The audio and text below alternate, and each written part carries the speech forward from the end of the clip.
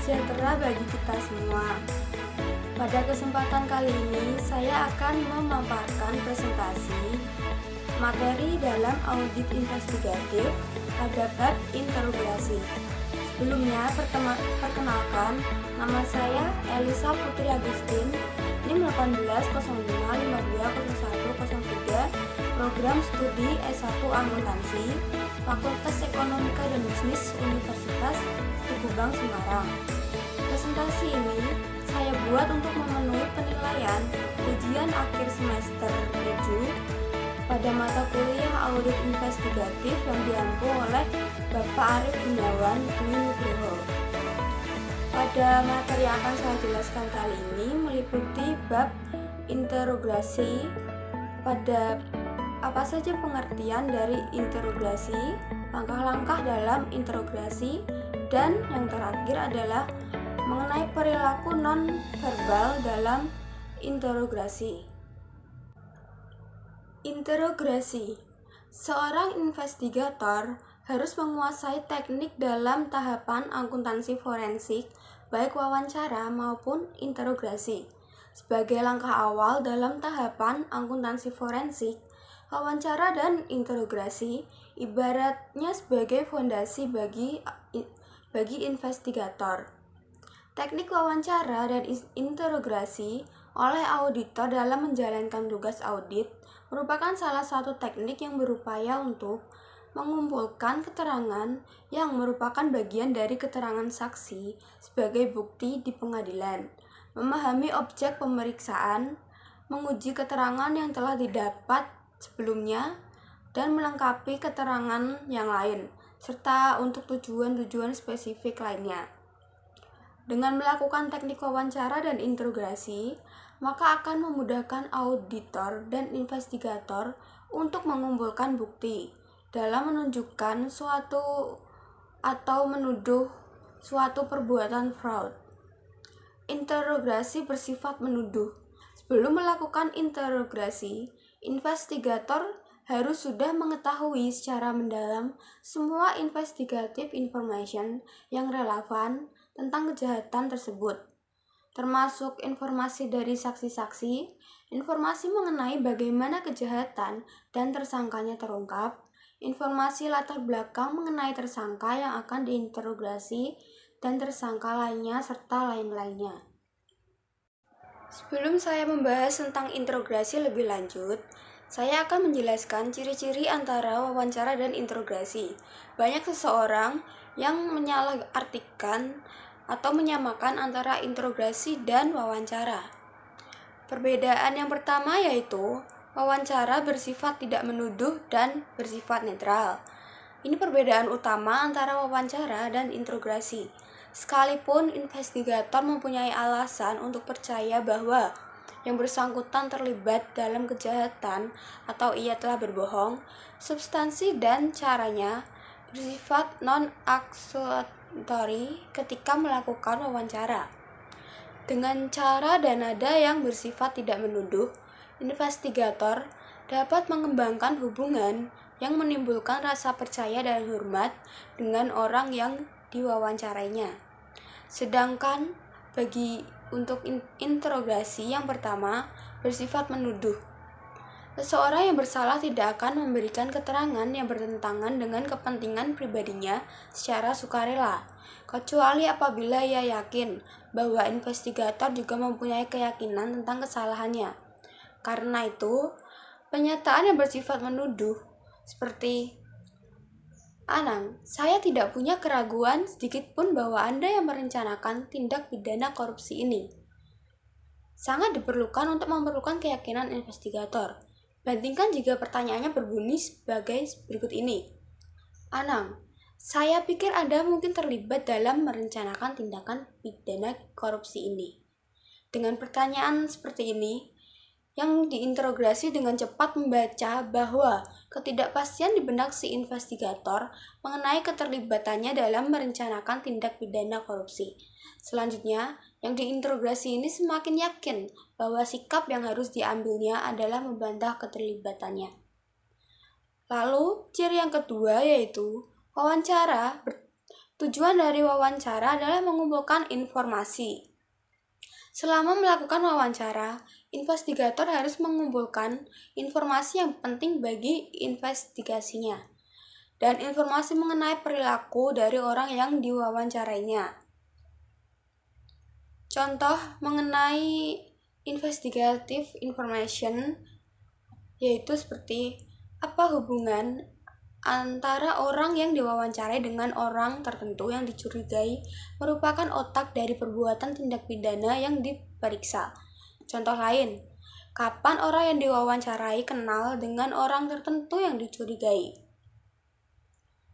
Lalu yang kedua dari perbedaan interogasi yaitu tujuan interogasi adalah mengetahui yang sebenarnya. Artinya, apa yang sebenarnya terjadi, siapa yang sebenarnya melakukan, berapa jumlah atau nilai fraud sebenarnya, dan seterusnya. Ada persepsi bahwa tujuan interogasi adalah mendapatkan pengakuan bersalah. Ini keliru. Contohnya, seseorang sedang sial. Ia dikira berbohong dalam wawancara sebelumnya karena itu. Selanjutnya, ia diinterogasi. Setelah diinterogasi, baru ketahuan ia tidak bersalah. Dalam hal ini, investigator seolah-olah gagal mendapatkan pengakuan bahwa orang itu bersalah. Namun, ia sebenarnya berhasil. Interogasinya yang mengungkapkan kebenarannya bahwa orang yang dicurigai ternyata tidak bersalah. Interogasi juga sering berakhir bersalah dengan pengakuan oleh pelaku. Pada contoh ini, keberhasilan interogasi bukan diwujudkan dalam pengakuan bersalah, melainkan mengetahui siapa yang sebenarnya bersalah. Yang ketiga perbedaannya yaitu wawancara dapat dilakukan pada awal investigasi. Karena tujuan wawancara adalah mengumpulkan informasi, tentunya semakin banyak informasi yang diketahui pemeriksa sebelum wawancara dimulai, semakin baik. Wawancara terkadang terpaksa dilakukan meskipun pemeriksa baru mempunyai gambaran kasar tentang bagaimana kemungkinan fraud dilaksanakan atau bahkan sebelum pemeriksa dapat mengidentifikasi bukti yang harus diperolehnya. Perbedaan interogasi yang ketiga, interogasi hanya dilakukan sesudah investigator mempunyai keyakinan yang memadai mengenai salahnya seseorang. Lalu perbedaan yang keempat, wawancara seharusnya bersifat cair, tidak terstruktur, dan bisa melompat dari satu pokok ke pokok pembicaraan lain. Sebelum wawancara dimulai, pemeriksa mempunyai gambaran mengenai informasi yang akan dikumpulkannya. Namun, ia tidak boleh kaku. Secara kreatif, ia harus mengembangkan pertanyaan atas informasi yang diterimanya selama wawancara berlangsung. Informasi baru mungkin tidak diduga atau diharapkannya. Pemeriksa juga harus pandai membaca suasana, misalnya untuk memutuskan menghentikan wawancara meskipun semua informasi belum diperolehnya. Sedangkan dalam investigator, interogasi dilakukan dengan persuasi yang aktif. Interogasi dilakukan karena investigator percaya bahwa dalam wawancara sebelumnya orang itu telah berbohong. Kalau interogasi dilakukan dengan cara bertanya dan bertanya terus, sangat tidak mungkin investigator akan mendapatkan keterangan yang berisi kebenaran. Untuk membujuknya menceritakan kebenaran, investigator menggunakan taktik membuat pernyataan dan bukan mengajukan pertanyaan. Taktik ini akan mendominasi seluruh interogasi. Sebelum seseorang melakukan salah, pertama, ia harus bersedia mendengar pernyataan-pernyataan yang dibuat oleh investigator. Lalu yang kelima, wawancara dapat dilakukan dalam berbagai lingkungan dan suasana. Pemeriksa terkadang mempunyai peluang menemui orang itu di kantornya atau dalam perjalanan, dari tempatnya makan siang, di sudut jalan, dalam mobil, dan lain-lain. Memang idealnya, wawancara dilakukan dalam suatu ruangan khusus. Sedangkan untuk interogasi, investigasi dilakukan dalam lingkungan yang terkontrol atau terkendali. Memerlukan lingkungan yang ada privasi dan tidak terganggu oleh orang yang lalu lalang bebas dari halangan orang lain. Yang keenam, perbedaannya yaitu Investigator harus membuat catatan mengenai wawancara formal. Wawancara formal adalah wawancara yang dilakukan dalam lingkungan terkendali. Mencatat mempunyai beberapa kegunaan, bukan saja ada pendokumentasian, tetapi mencatat juga menyebabkan investigator memperlambat proses bertanya. Ini memungkinkan investigator mengamati perilaku dari orang yang diwawancarainya. Pemeriksa perlu mengetahui bahwa seseorang lebih mudah berbohong ketika pertanyaan diajukan dengan kecepatan tinggi, seperti tembakan yang dilepas dari peluang atau dari senapan otomatis. Mengatur tanya jawab yang diselingi hening yang panjang memberi peluang bagi yang diwawancarai untuk berpikir mengenai tanggapan yang bersifat menyesatkan. Pada gilirannya, ia akan menyebabkan kecemasan yang terlihat dalam gejala tingkah laku penipu. Juga kalau diwawancarai adalah orang yang tidak bersalah, ia bisa bingung menghadapi pertanyaan yang diajukan dengan kecepatan tinggi. Catatan hasil wawancara dari awal sampai akhir jangan sporadis. Mencatat secara sporadik memberi kesan kepada yang diwawancarai bahwa jawaban tertentu penting sehingga dicatat oleh investigator. Ketika ditanyakan pertanyaan lain yang terkait dengan jawaban yang dicatat, ia menjadi ekstra hati-hati.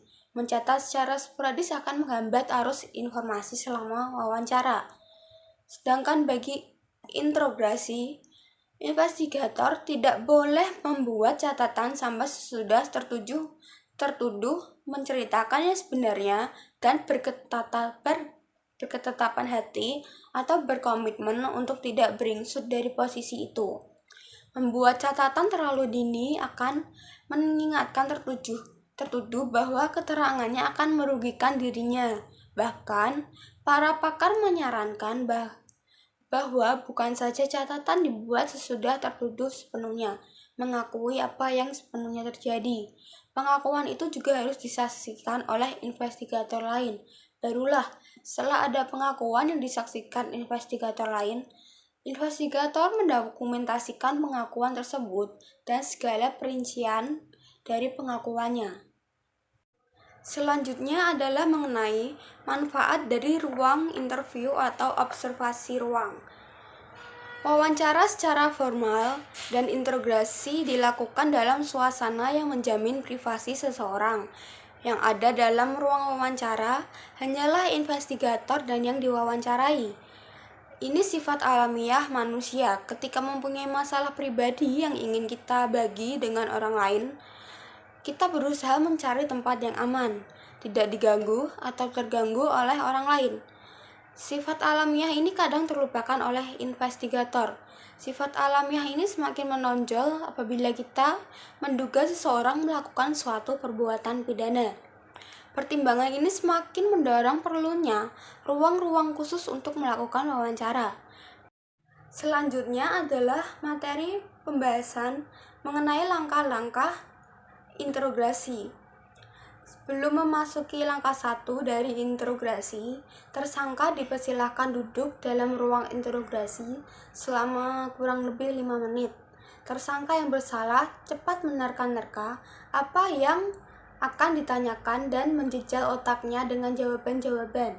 Hal ini menimbulkan ketidaknyamanan. Semakin lama ditinggal sendiri, ia semakin ragu, bingung, dan membuyarkan upaya untuk berbohong. Beberapa tersangka berpikir begitu dalam dan khawatir dengan nasibnya sehingga mereka terperangah ketika investigator memasuki ruangan. Sorot mata dan perilaku umum mengindikasikan mereka mengharapkan kebohongan mereka cepat terungkap. Ada pertentangan batin antara keinginan berbohong untuk menutupi kesalahan dan harapan agar kebohongan cepat terungkap sehingga terlepas dari beban yang berat.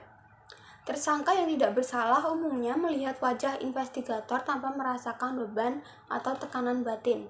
Sekalipun ia jengkel karena harus diinterogasi, ia jengkel tetapi sorot matanya cerah dan perilaku umumnya sangat menguntungkannya. Karena itu, di mata investigator yang terlatih, ini perilaku yang tidak bersalah. Sebelum melakukan ruangan, investigator sudah mempunyai persiapan yang cukup. Ia harus membawa map atau folder tebal yang berisikan bukti-bukti mengenai kasus itu, atau simulasi tentang suatu kasus. Pada awal interogasi, ada pada saat yang tepat selama interogasi. Investigator menatap halaman-halaman tertentu dalam folder tersebut. Ini membawa dampak psikologis pada tersangka bahwa investigator mempunyai banyak bukti tentang perbuatannya. Sekalipun investigator sedang melihat halaman kosong, folder semacam ini juga mempunyai dampak positif, baik bagi tersangka bersalah maupun tidak bersalah, karena folder itu memberikan kesan bahwa investigator sudah bersiap. Selain folder itu, investigator juga bisa membawa berkas yang menunjukkan rekening koran bank, laporan akuntan forensik, foto-foto pelaku, dan rekannya yang sedang berlibur di Cayman Island, Vanuatu, atau negara-negara tempat ia menyimpan harta karunnya. Namun, jangan gunakan berkas atau bukti palsu. Investigator memasuki ruangan dengan berwibawa dan percaya diri yang tinggi. Pendekatan pada awal interogasi dan kesan-kesan pertama akan mendukung untuk meruntuhkan keberhasilan dalam langkah-langkah selanjutnya. Kalau tersangka berdiri, investigator mempersilahkannya duduk. Kalau ia duduk dan bersiap untuk berdiri, investigator memintanya untuk duduk. Langkah-langkah interogasi yang pertama adalah direct atau positif konfrontasi. Pada awal interogasi, tersangka mengamati investigator secara saksama. Ia menilai apakah investigator yakin bahwa ia bersalah. Jika ia mendapati kesan sekecil apapun bahwa investigator tidak yakin akan kesalahannya, ia tidak akan mengaku. Tanpa keraguan sedikit pun, investigator menembakkan sangkaannya secara langsung atau direct. Investigator mengkonfrontasi tersangka secara tegas, yang disebut positive confrontation. Baiknya dalam posisi berdiri, misalnya dengan pembukaan kalimat, investigasi kami menunjukkan bahwa Anda yang melakukan. Secara lanjutkan dengan kalimat yang singkat, langsung, dan tegas.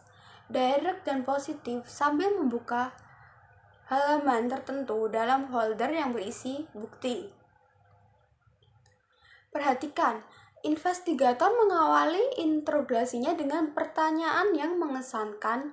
Ia yakin seyakin-yakinnya bahwa tersangka bersalah. Selain itu, investigator berkata, "Saya ingin duduk bersama Anda untuk menyelesaikan masalah ini." Investigator berhenti sejenak, menempatkan folder dan bekas lain jauh dari tersangka, menarik kursinya selama 1 meter dari kursi tersangka, dan duduk. Kegiatan investigator ini akan menciptakan suatu keheningan yang disengaja yang disebut sebagai behavioral pause. Hal ini seharusnya hanya berlangsung sekitar 5 detik, namun bagi tersangka, ini terasa lebih lama.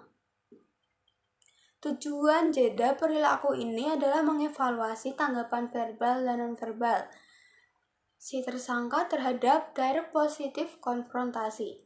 Tanggapan verbal dan nonverbal dalam jeda perilaku ini memberi petunjuk kepada investigator apakah tersangka bersalah atau tidak, dan memberikan insight, kemampuan untuk melihat dan mengerti secara tajam mengenai bagaimana investigator harus melanjutkan investigasinya. Mendengar sangkaan yang dituduhkannya, tersangka bisa menanggapi dengan "Apa yang Anda maksudkan?" atau "Anda bilang apa?" seolah-olah ia tidak mengerti atau tidak mendengar. Ia sedang mengulur-ngulur waktu. Dalam behavior symptom analysis, ia berbohong. Direct positive confrontation dilakukan dengan kalimat singkat, langsung, terarah, dan lugas. Tidak ada alasan bagi tersangka untuk tidak mengerti atau tidak mendengarnya. Tersangka yang tidak tersalah akan langsung memperlihatkan kejanggalannya. Tersangka yang bersalah menghindari kontak mata dengan investigator. Ini memungkinkan menyiapkan jawaban verbal yang kemungkinan besar bukan jawaban sama sekali. Pada tahap ini, tersangka menunjukkan tanda-tanda bersalah, seperti mengubah postur, menyilangkan tungkai, menyikat baju atau celana dengan jari tangan, seolah-olah ingin membuang kotoran, duduk terjerembab di kursi, atau bersandar jauh ke belakang, seolah-olah berusaha menjauh dari investigator. Sebaliknya, tersangka yang tidak bersalah menyorongkan tubuhnya ke depan tanpa menunjukkan perilaku yang digambarkan sebelumnya. Mukanya merah, matanya tertuju pada mata investigator. Ia mungkin mengucapkan kata-kata yang menunjukkan ia sedang marah tanpa tedeng aling-aling. Tidak ada yang membendung kesalahannya atau tuduhan yang didengarnya. Ada tersangka yang sama sekali kaget dan tidak bisa percaya tentang apa yang didengarnya, dan sejenak menggeleng-gelengkan kepala, menunjukkan ketidakpercayaannya. Selanjutnya, ini diikuti dengan tanggahan yang tulus, spontan, bahkan tegas, dan bertubi-tubi tanpa melepas kotak mata. Tersangka yang tidak tersalah akan tersinggung, berarti dengan tuduhan yang dialamatkan kepadanya, dan berusaha keras menghentikan tuduhan nyaris tidak terdengar, atau ia menanyakan sesuatu dengan penuh keraguan dan tidak jelas.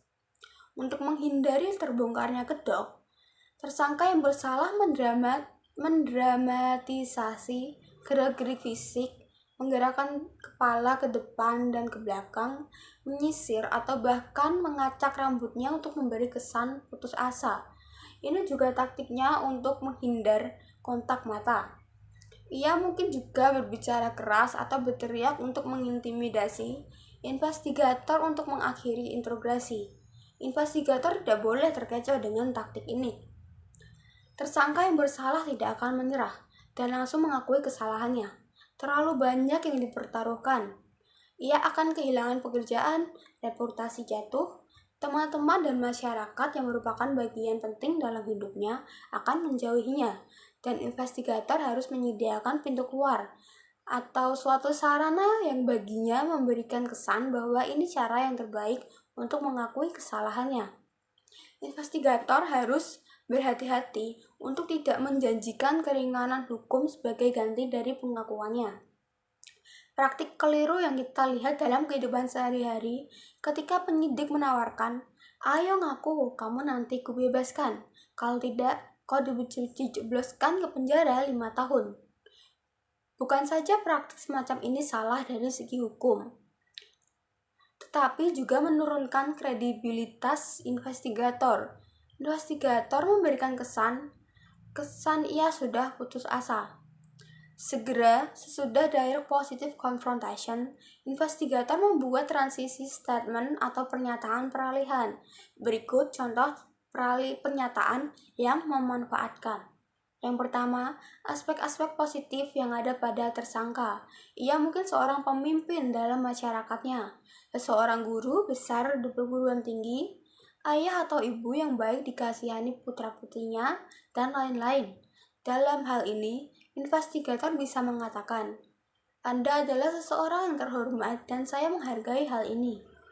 Saya bisa menyampaikan laporan kepada atasan saya sebagaimana adanya, namun saya lebih suka memberi kesempatan kepada Anda untuk memberi masukan. Kalau tidak, saya sudah memutuskan untuk mengakhiri percakapan ini." Seperti itu kira-kira percakapannya. Lalu yang kedua, berikan satu jawaban saja. Subjek sebelumnya sudah memberikan pembenaran atau justifikasi atas perbuatannya. Inilah yang akan diangkat oleh investigator. Anda, seperti telah saya tegaskan, tidak ada keraguan bahwa Anda yang melakukan hal ini. Alasan mengenai seseorang mengenai hal ini seringkali terjadi jauh lebih penting dari perbuatannya sendiri. Inilah yang ingin saya ketahui dari Anda. Teknik ini sangat efektif pada subjek yang emosional. Yang ketiga, subjek sendiri yang menentukan dia itu sebenarnya tipe manusia seperti apa. Seseorang residivis, penjahat kambuhan sekalipun memandang dirinya dalam citra positif. Investigator bisa mengatakan ada dua jenis koruptor. Jenis pertama manusia serakah tidak peduli akibat dari perbuatannya. Yang penting hanya dirinya sendiri. Jenis kedua adalah orang yang pada dasarnya baik dan jujur serta melakukan perbuatan ini secara spontan, kemudian menyesali perbuatannya. Tidak ada keraguan Anda melakukan ini.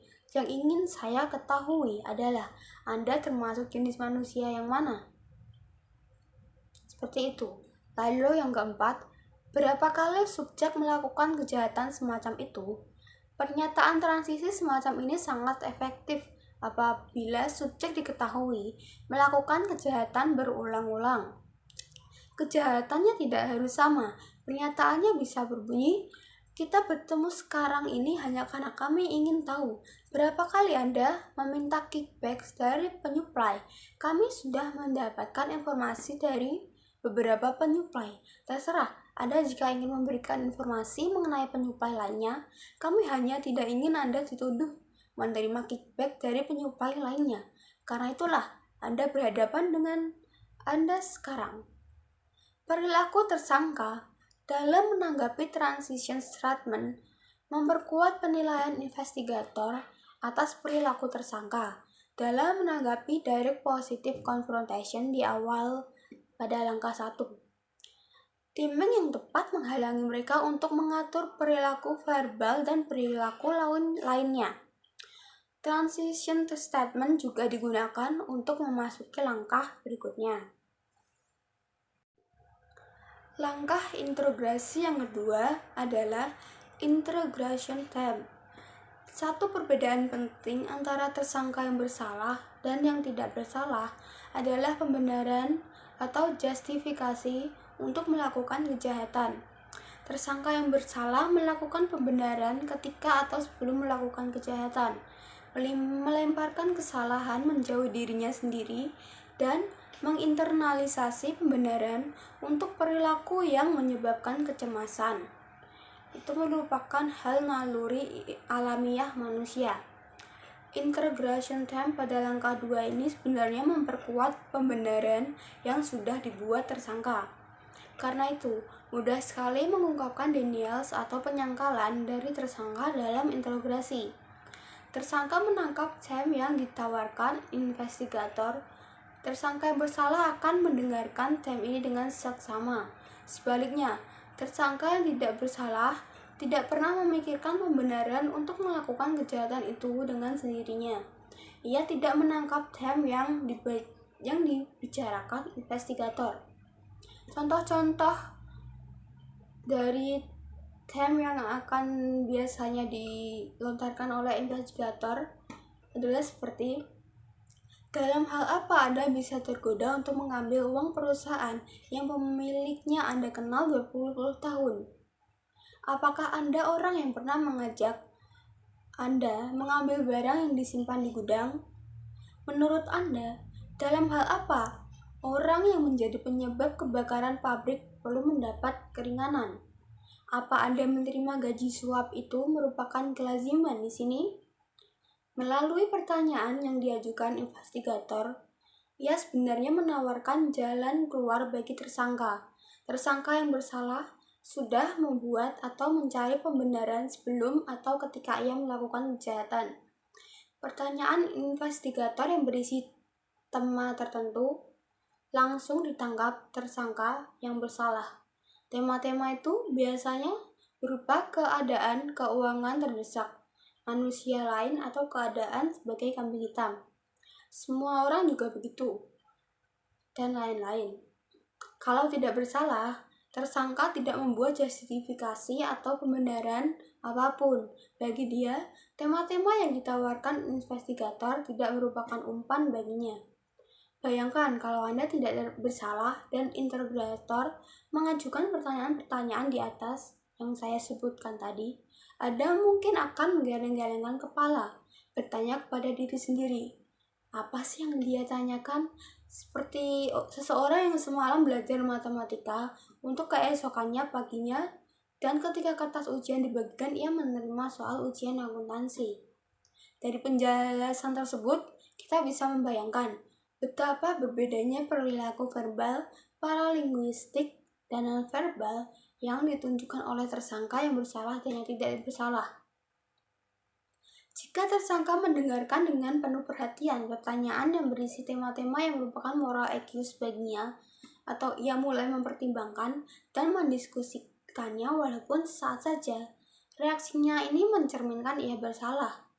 Sebaliknya, jika tersangka bengong dengan pertanyaan investigator atau bahkan tersinggung berat, itu indikasi bahwa ia tidak bersalah. Ketika investigator ini membahas interrogation time, baik subjek yang bersalah maupun yang tidak dapat diharapkan mengemukakan penolakan atau sanggahan atau denial secara verbal atas keterlibatannya dalam kejahatan yang disangkakan kepadanya. Investigator bersiap melakukan langkah ketiga. Kalau tersangka menunjukkan tanda-tanda akan mengakui kesalahannya, investigator hendak tidak membuang waktu dengan pertanyaan-pertanyaan yang berisi interrogation time. Investigator sudah harus memasuki langkah 7 yang akan saya jelaskan nanti di slide berikutnya. Sebaliknya, jika tersangka terus berputar-putar dengan sanggahan, investigator harus meluangkan waktu yang lebih banyak. Hal ini biasanya terjadi karena investigator mengemukakan bukti-bukti itu yang diperolehnya sejak dini, sehingga tersangka dapat menilai kuat atau lemahnya bukti-bukti itu. Kalau ia tahu bukti itu sangat kuat, ia akan bersikap, "Silahkan, tuntutlah diriku." Kalau bukti-bukti itu sekedar petunjuk, tersangka menghitung-hitung kelemahan dari bukti itu. Kalau ia yakin investigator tidak dapat memanfaatkan bukti petunjuk itu, hilang rasa cemasnya. Pengungkapan bukti-bukti yang terlalu dini juga mengurangi kemampuan investigator untuk mengembangkan interrogation time. Penyebab lain tersangka berputar-putar dengan menyanggah segala tuduhan adalah investigator menyampaikan tema yang salah. Tersangka memang berbuat salah, tetapi moral accuse yang ditawarkan investigator sebagai jalan keluar adalah tidak tepat. Langkah interogasi yang ketiga adalah handling denials. Bagi investigator, tidak mudah mendapatkan pengakuan dari tersangka. Tersangka yang bermasalah dan yang tidak bersalah akan memberikan penyangkalan atau denials. Penyangkalan dapat dilakukan secara verbal, seperti "tidak, aku tidak melakukannya", atau dalam bentuk nonverbal seperti menggelengkan kepala. Subjek penyangkal sebagai tanggapan atas tuduhan. Penyangkalan pada dasarnya adalah pernyataan bahwa tuduhan itu palsu, tidak benar, keliru, salah alamat, dan seterusnya. Tahap penyangkalan merupakan tahap yang sangat menentukan. Kalau penyangkalan tidak ditangani dengan keahlian dan pengalaman, seluruh langkah berikutnya akan sia-sia. Tujuan utama dalam langkah 3 ini adalah mencegah tersangka meluncurkan penyangkalan yang tidak perlu dan sebenarnya hanya akan mengganggu perhatiannya dari tema interogasi dan upaya investigator selanjutnya untuk mengungkap kebenaran. Kemudian, ada satu kenyataan hidup yang merupakan bagian alamiah manusia, yaitu semakin sering tersangka yang bersalah memberikan penyangkalan, semakin berkurang kemampuannya ia mengatakan kebenaran. Kenyataan ini sebenarnya bukan saja penting untuk langkah 3 dan selanjutnya, tetapi juga penting untuk langkah-langkah selanjutnya. Seorang tersangka yang menyangkal, berbuat kejahatan dan menceritakan penyangkalannya kepada anak, istri, teman, saudara, guru spiritual, dan lain-lain, akan sulit untuk menceritakan kebenaran ketimbang tersangka yang belum pernah menyangkal perbuatannya. Investigator sudah bisa mengantisipasi tersangka akan menyangkal. Setelah mendengar direct positive confrontation pada langkah 1, ia sudah mendengar hal semacam itu, entah dari pengacaranya atau temannya. Tersangka yang bersalah ingin mengetahui apa saja yang diketahui investigator tentang dirinya, sehingga ia bisa membaca situasi.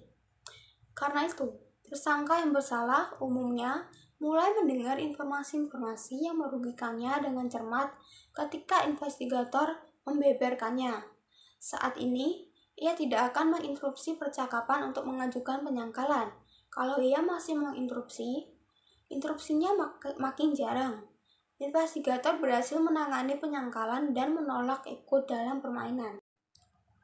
Langkah interogasi yang keempat adalah overcoming objection.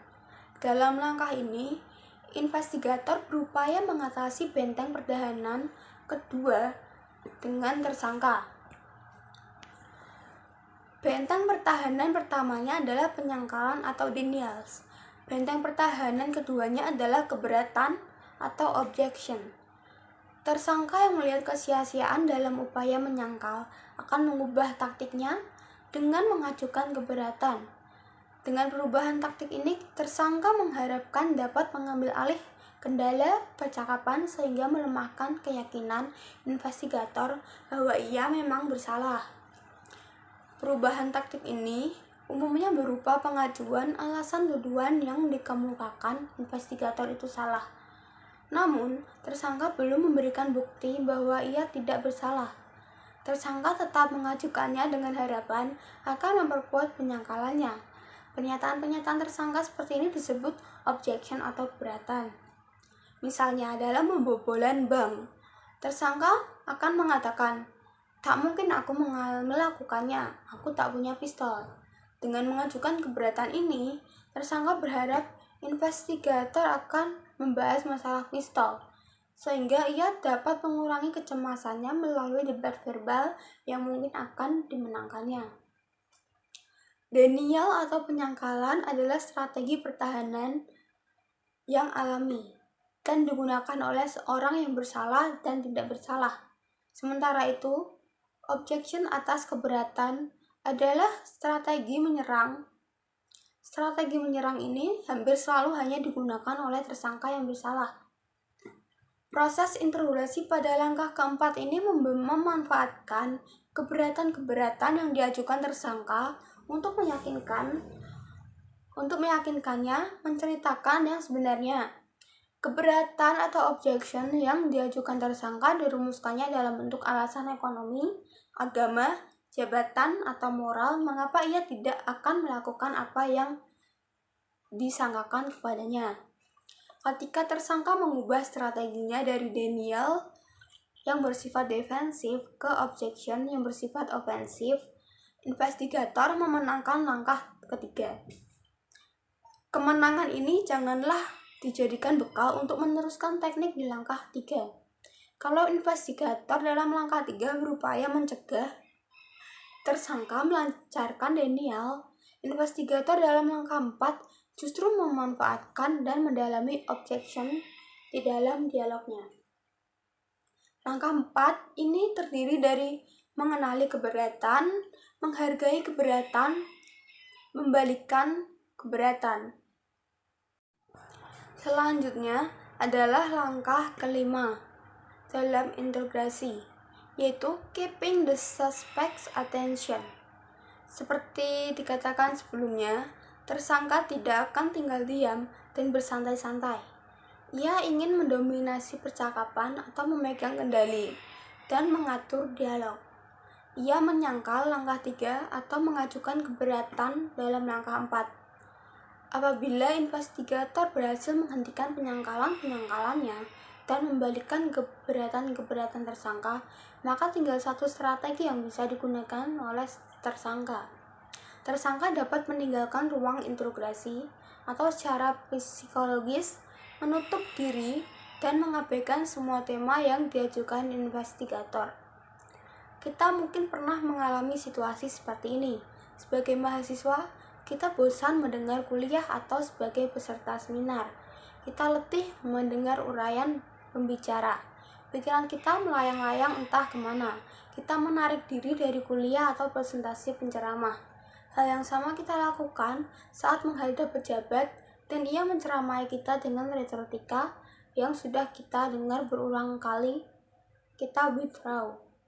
Investigator harus pandai mengamati gejala ini.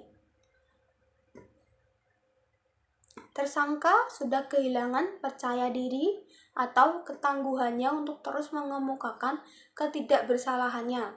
Ia sudah sampai di suatu titik di mana membiarkan investigator berbicara apapun. Ia berdiam diri dan investigator menjadi pembicara tunggal. Dialog berubah menjadi monolog. Pikirannya mungkin bergeser pada konsekuensi dari perbuatannya. Bayang-bayang bahwa ia dan keluarganya harus menanggung malu, ia diajukan ke meja hijau. Dan siapa tahu ia barangkali harus mendekam ke penjara. Suara investigator seperti musik di latar belakang, terdengar tetapi tidak didengarkan. Tidak ada kontak mata. Ia umumnya akan melihat ke atas atau ke samping, tetapi tidak ke bawah. Tatapannya kosong, tidak berekspresi.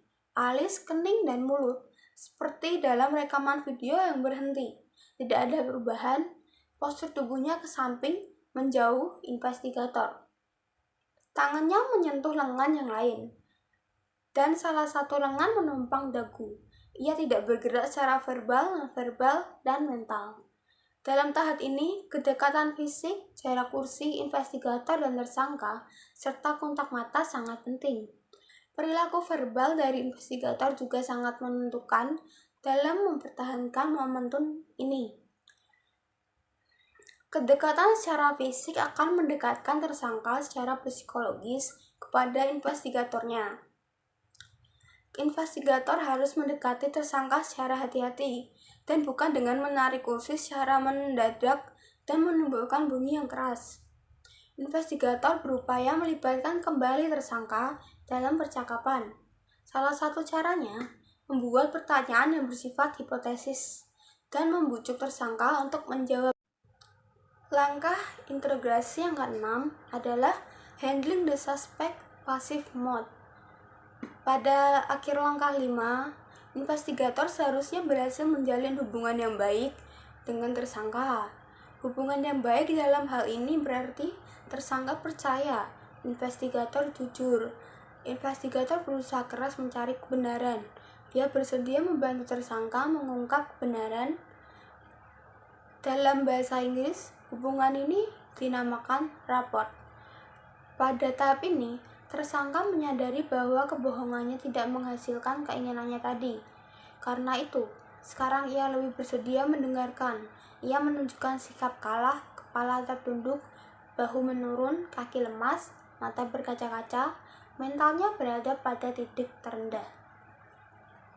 Investigator mulai mengarah pada suatu pokok tertentu dari tema yang dikembangkan. Untuk itu, ia menunjukkan empatinya terhadap tersangka dengan sikap-sikap membantu.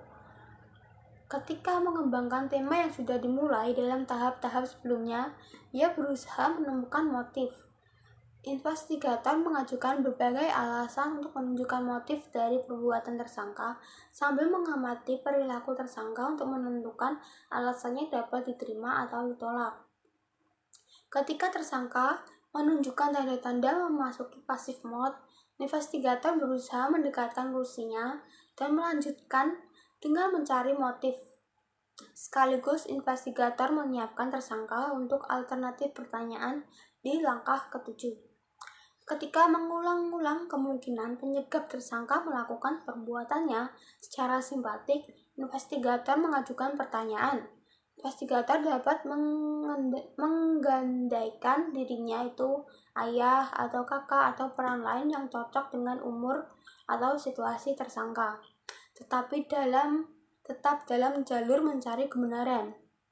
Investigator dapat menganjurkan tersangka untuk menceritakan kebenaran demi alasan hati nuraninya, untuk meringankan beban perasaan suami, istri atau keluarganya, atau alasan psikologis, spiritual, atau normal lainnya. Investigator harus terus mengulangi prosedur di atas sampai ia melihat ada tanda-tanda resignation. Perubahan mode dari withdrawal ke resignation merupakan indikasi yang sangat penting. Perubahan ini mengisyaratkan ada penolakan di dalam batin tersangka untuk menceritakan kebenaran. Apabila investigator tidak jeli menangkap tanda-tanda resignation ini, maka ia kehilangan peluang untuk langkah 7. Ada 4 tanda fisik yang menunjukkan resignation. Keempat tanda ini bisa terjadi berbarengan atau berpisah-pisah. Tanda-tanda itu adalah perubahan dalam posisi lengan dan tungkai, sikap nonverbal yang menandakan persetujuan, perubahan dalam postur, dan perubahan dalam kontak mata. Tanda-tanda resignation ini akan saya jelaskan sebagai berikut. Yang pertama, perubahan dalam posisi lengan dan tungkai. Pada dasarnya, ini adalah perubahan yang menunjukkan tersangka lebih terbuka dan membuka pertahanannya. Sikap bertahan ditunjukkan dengan menyilangkan tangan ke dada dan menyilangkan satu ke tungkai lainnya. Dalam resignation, tersangka melepaskan silangan tangan atau kakinya. Tangan dan lengan yang tadinya tersilang sekarang berada di sisi tubuhnya. Dalam posisi withdraw, tersangka menggunakan lengan dan tangannya untuk menopang dagunya. Dalam resignation, ada gerakan tangan menjauhi muka atau kepala. Sikap ini juga menandakan tersangka siap untuk membuka diri. Lalu ada juga sikap non-verbal yang menandakan persetujuan. Kepala mengangguk-angguk, mendengarkan pernyataan berisi tema-tema yang dibuat investigator, menunjukkan secara diam-diam, ia setuju dengan perkataan investigator. Ia telah menghayati pesan-pesan itu. Ia menginternalisasikan pesan-pesan itu ke dalam batinnya. Secara psikologis, ia sikap untuk langkah ketujuh. Lalu, selanjutnya perubahan dalam postur. Mengubah postur, khususnya yang ke arah posisi investigator. Mengarah ke depan atau frontal alignment merupakan petanda bahwa ia siap menceritakan kebenaran. Perubahan postur dengan kepala tertunduk dan tubuh membungkuk juga menandakan kesiapan ini. Lalu, ada yang selanjutnya perubahan dalam kontak mata. Tanda-tanda yang sangat bisa dipercaya bahwa tersangka sedang mempertimbangkan untuk mencari kebenaran adalah ekspresi wajah, khususnya kontak mata. Kalau dalam kondisi withdraw, ia melihat ke langit-langit atau ke samping. Ketika memasuki resignation, matanya menatap ke bawah, sering dengan kepala yang tertunduk. Perubahan tatapan mata menandakan bahwa tersangka dalam feeling mode. Tersangka berada dalam situasi batin yang penuh perasaan, ia mengalami emosi yang signifikan. Tanda-tanda lain yaitu mata yang basah dengan tangan yang menghapus air mata, suara terisak sesekali sampai akan menangis. Ketika tersangka menangis, investigator jangan meninggalkannya. Kalau investigator hilang dari pandangannya, tersangka akan menutup dirinya dan kembali ke tahap penyangkalan atau denial state. Ketika tersangka menangis, investigator berusaha menghilangkan rasa malu yang dialami tersangka. Menangis adalah pelepasan emosi yang menghasilkan tekanan batin. Ini juga tanda bahwa tersangka sudah menyerah dan memilih untuk mengaku. Terkadang berupa ledakan emosional atau emotional outburst yang membuktikan penyesalan. Bagi tersangka sendiri, ledakan emosional ini mengesankan perasaan bersalah yang dalam. Selanjutnya adalah langkah ketujuh, yaitu presenting the alternative question. Investigator tidak boleh mengajukan pertanyaan alternatif tertentu, seperti pertanyaan alternatif tidak boleh bersifat memperdagangkan pasal-pasal dalam ketentuan perundang-undangan. Kedua, pertanyaan alternatif tidak boleh bersifat mengancam. Lalu yang ketiga, pertanyaan alternatif tidak boleh menjanjikan keringanan hukuman. Pertanyaan alternatif pada langkah 7 merupakan puncak atau kulminasi dari pengembangan tema interogasi. Pada langkah 6, investigator mengulangi monolog yang simpatik untuk memberikan alasan moral mengapa tersangka melakukan perbuatannya. Ketika tersangka menunjukkan resignation pada langkah 6, investigator mempersempit temanya ke unsur utama dan memasuki pertanyaan alternatif. Investigator yang berpengalaman di Amerika Serikat rata-rata memperoleh pengakuan dari tersangka sebanyak 80%. Sebanyak 20% tetap tidak mengaku setelah investigator memberikan pertanyaan alternatif. Sebagian kecil di antara mereka mungkin tidak bersalah. Namun dari yang 20% ini, sebagian besar menunjukkan perilaku berbohong sepanjang interogasi, akhirnya memang terbukti bersalah. Seseorang yang tidak bersalah jangan diharapkan akan memberi pengakuan sekedar karena investigator mengajukan pertanyaan pilihan. Tersangka mengaku karena keinginannya untuk mengaku apapun alasannya. Tersangka yang tidak bersalah akan menolak pilihan apapun. dalam pertanyaan pilihan dan akan gigih mempertahankan ketidakbersalahannya. Selanjutnya, langkah ke-8 adalah bringing the suspect into conversation. Ketika memilih suatu alternatif dalam pertanyaan alternatif di langkah 7, tersangka sesungguhnya telah mengaku bersalah.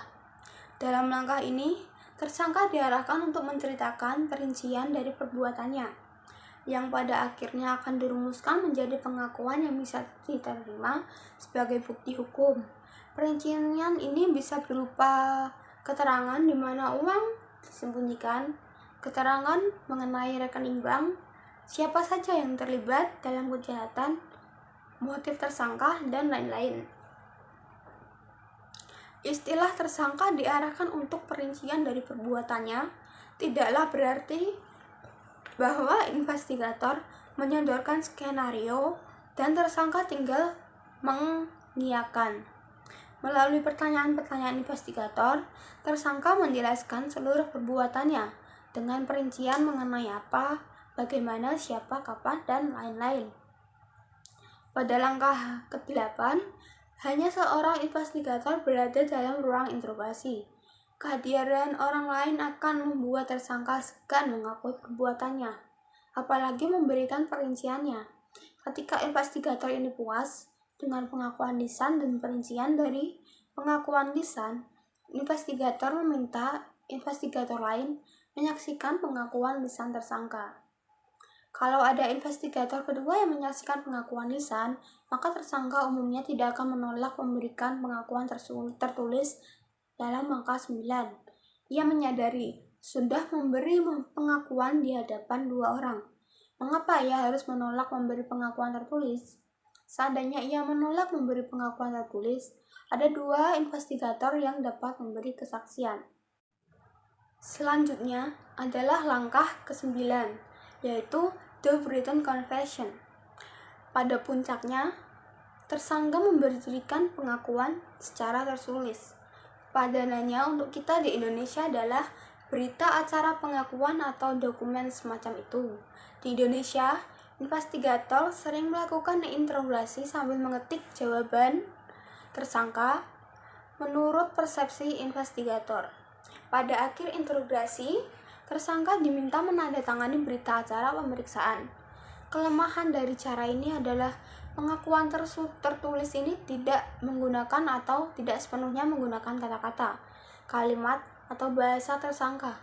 Kemudian hari, tersangka menyangkal memberi pengakuan itu.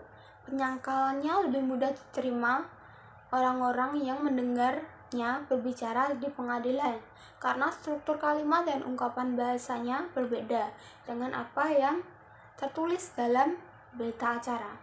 Selanjutnya adalah materi mengenai perilaku nonverbal dalam interogasi. Makna ucapan seseorang diperkuat dan dimodifikasi oleh bahasa tubuh oleh nonverbal behavior atau isyarat-isyarat nonverbal.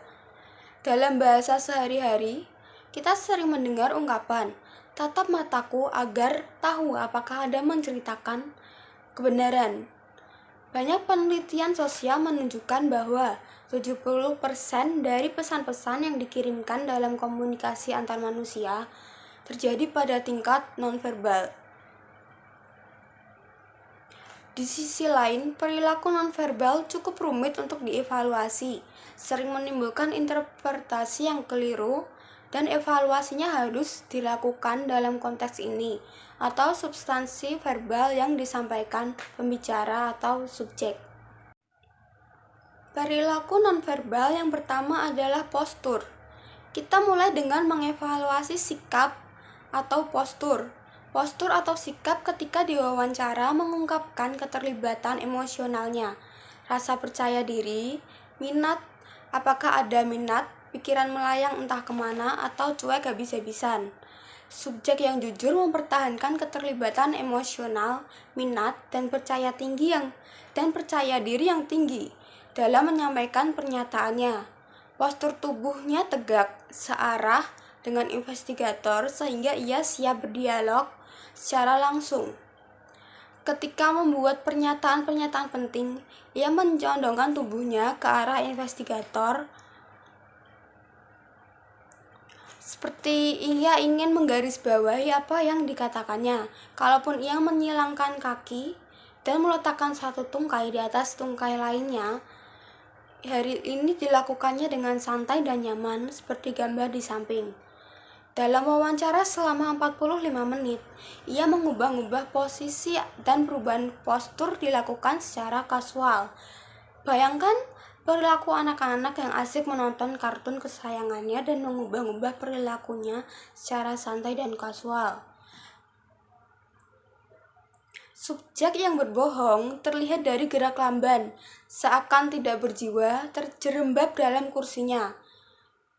Meskipun ia berada di ruang wawancara, ia terkesan berada di tempat lain yang jauh di sana dan tampak tidak berminat dengan wawancara. Tubuhnya menjauhi investigator. Hal serupa dicapainya dengan menggeser kursinya menjauhi kursi investigator. Bentuk sikap lain dari sikap menjauh adalah menyilangkan lengan di depan dada atau menyembunyikan kaki di bawah kursi. Gerakan menyilangkan lengan di depan dada dilakukan dengan ketat, seolah-olah menjaga sesuatu yang tidak boleh terlepas dari dekapannya, seolah-olah ada tembok penghalang yang ingin dipasangnya antara dia dan investigator.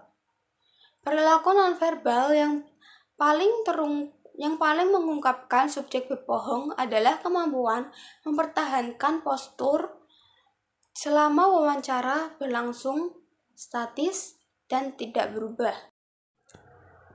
Perilaku nonverbal selanjutnya adalah gerakan tangan atau gestur.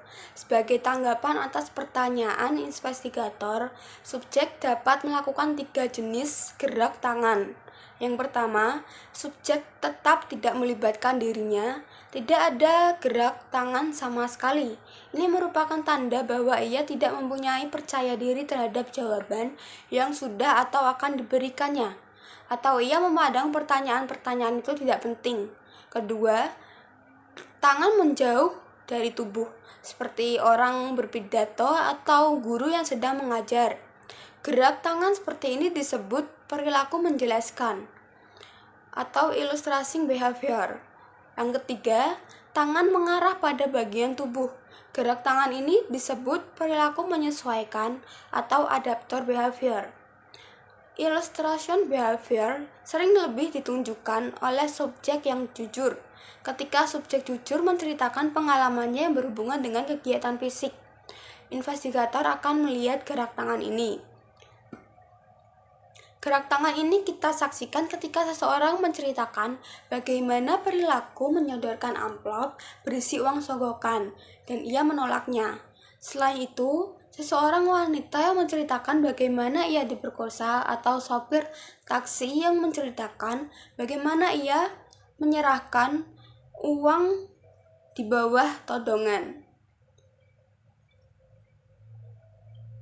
Adaptor behavior dapat dibagi dalam kategori grooming gesture atau gerak mempersolek atau merapikan diri, personal gesture, gerak yang bersifat pribadi, dan protective gesture, gerak melindungi atau berlindung, atau supporting gesture, gerak yang mendukung atau menopang.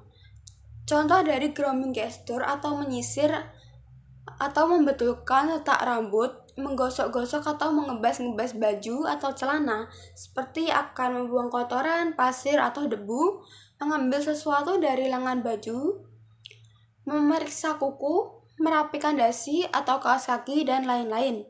Gerakan-gerakan ini sendiri tidak mempunyai makna atau relevansi. Maknanya baru ada kalau dikaitkan dengan verbal respon dengan apa yang diucapkannya.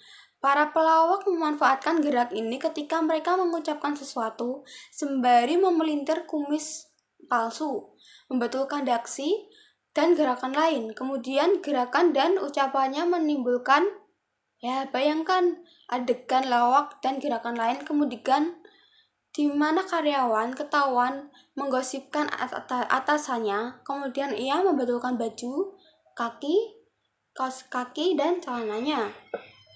Personal gestur disebut personal karena ini gerakan lazim berkaitan dengan pemenuhan kebutuhan pribadi personal, seperti menggaruk tangan, daun telinga, lubang telinga, dan lain-lain.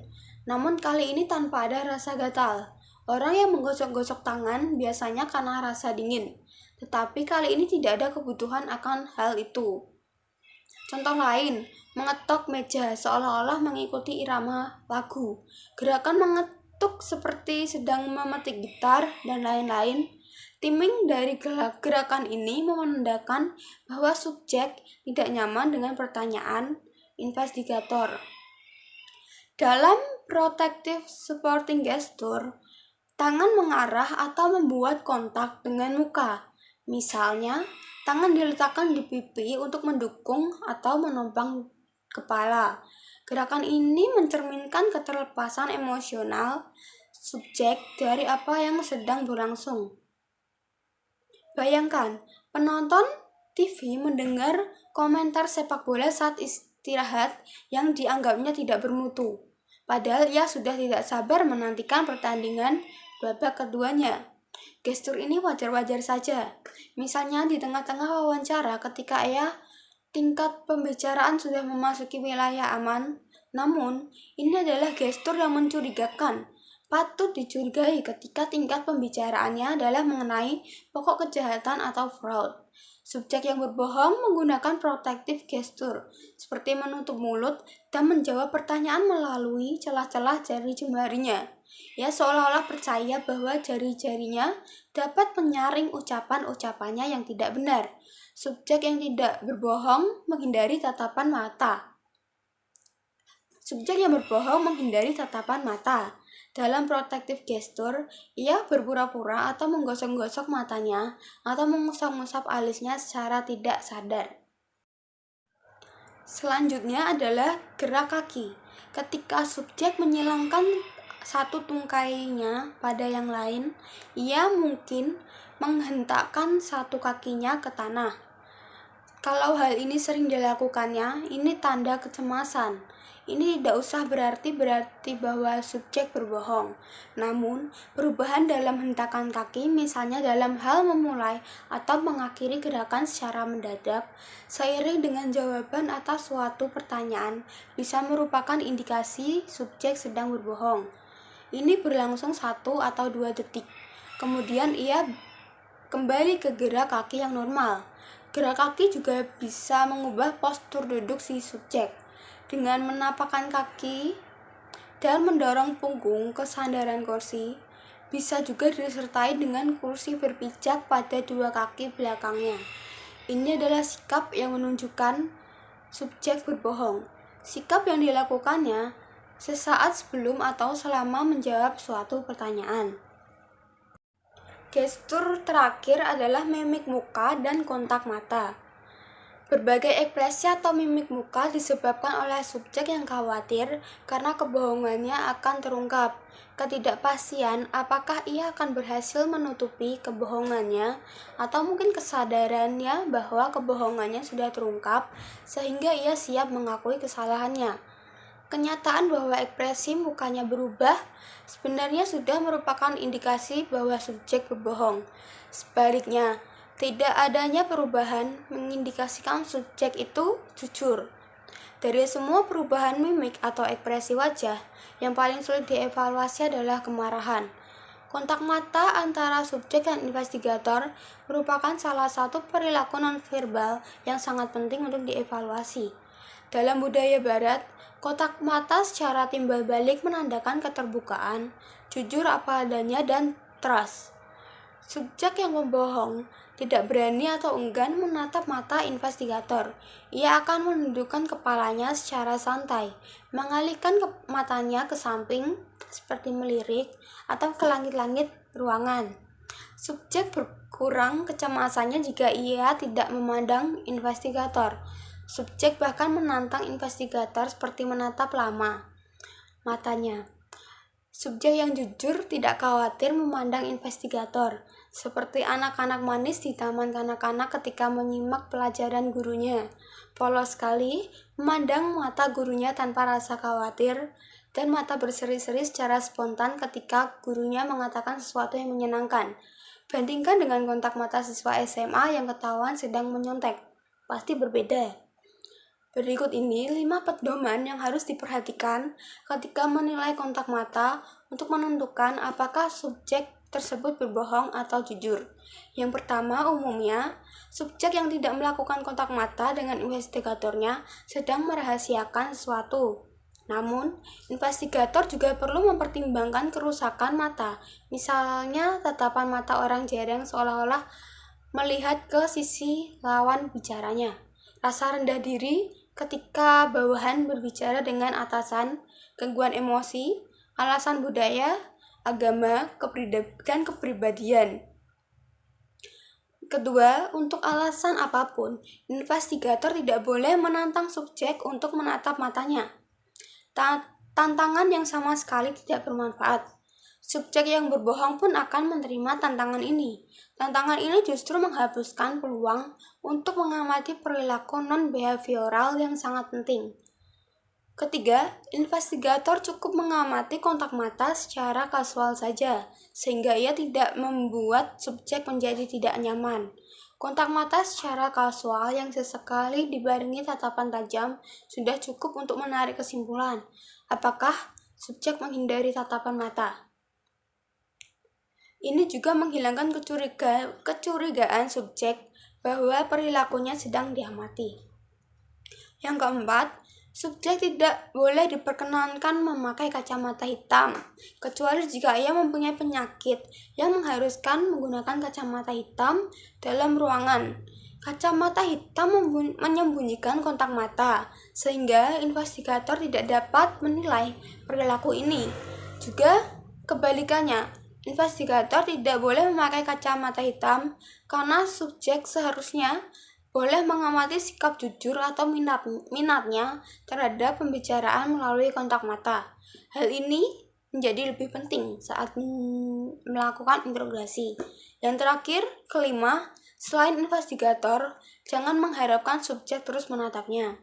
Ini tidak wajar, kecuali jika ia seorang wanita cantik atau pria tampan yang mempunyai daya tarik luar biasa bagi subjeknya.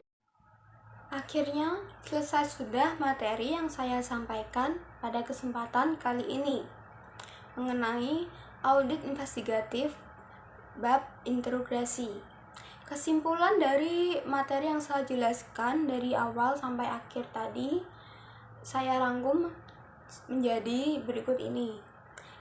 Yaitu, yang pertama, tujuan interogasi itu bukanlah untuk mendapatkan pengakuan bersalah, baik lisan maupun tulisan. Interogasi bertujuan untuk mencari kebenaran. B. Sukses dari suatu interogasi bergantung pada kejelian investigator untuk mengenali situasi, sehingga ia menerapkan prosedur yang tepat untuk langkah yang sedang dijalani. Pertanyaan yang tepat dan cerdas, serta momentum dan dinamika yang dapat dipertahankan. C. Kesembilan langkah yang tadi saya jelaskan mencerminkan progresi mental dari tersangka. D. Tidak semua interogasi harus berjalan dari langkah 1 dan berakhir pada langkah 9. Tersangka mungkin masuk secara verbal ke langkah 4 sejak dini, dan investigator dapat melakukan dan dapat memasuki langkah 6 secara tepat. Akhirnya selesai sudah presentasi yang saya sampaikan pada kesempatan video kali ini. Terima kasih bagi yang sudah menonton. Semoga bermanfaat. Teman-teman bisa like, subscribe, dan komen sebagai bentuk apresiasi. Dan jangan lupa untuk terus belajar sebagai jalan untuk meraih masa depan kalian, terutama bagi seseorang yang bercita-cita ingin menjadi seorang investigator atau tertarik dalam dunia investigator. Kembangkan skill dan pengetahuan untuk menjadi investigator yang sukses. Jadilah seseorang yang analitis dan investigatif, menelaah segala masalah atau teka-teki tertentu hingga ke akar-akarnya. Tidak mudah menarik kesimpulan dan membutuhkan lebih banyak alasan logis sebelum melakukan atau meyakini sesuatu. Semoga apa yang menjadi semua keinginan kita dapat tercapai. Terima kasih.